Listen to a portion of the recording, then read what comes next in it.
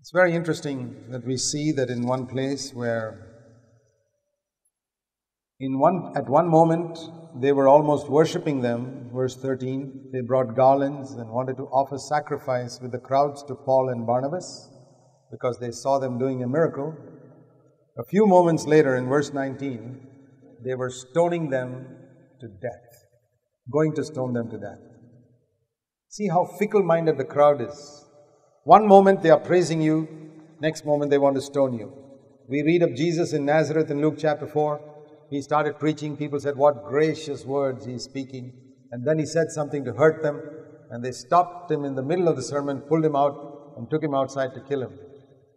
But they didn't succeed in killing Jesus and they didn't succeed in killing Paul. They stoned Paul, verse 19, dragged him out of the city, supposing him to be dead. Does God allow His greatest servants to be treated like this? He does. I remember once hearing a story of a man who was an unbeliever. Somebody was witnessing to him, and that man's son had died in some bad way. Some others had killed him or something like that. And so this unbeliever said to this believer who was witnessing to him, "Where was your God when my son died?" And the believer told him, God was in the same place where he was when his own son died on the cross. He didn't stop evil people from killing his son.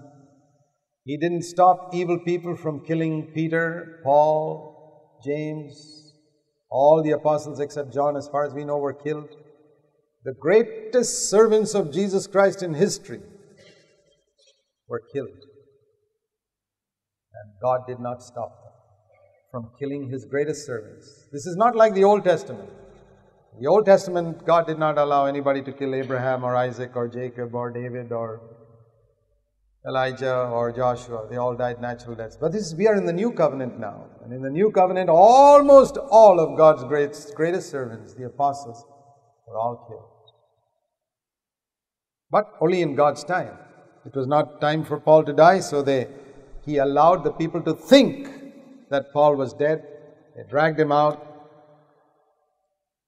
And if you look at the time factor, when Paul wrote 2 Corinthians 12, he said, I knew a man 14 years ago who went up to heaven and came back. He was talking about himself. The time factor relates it to this particular time.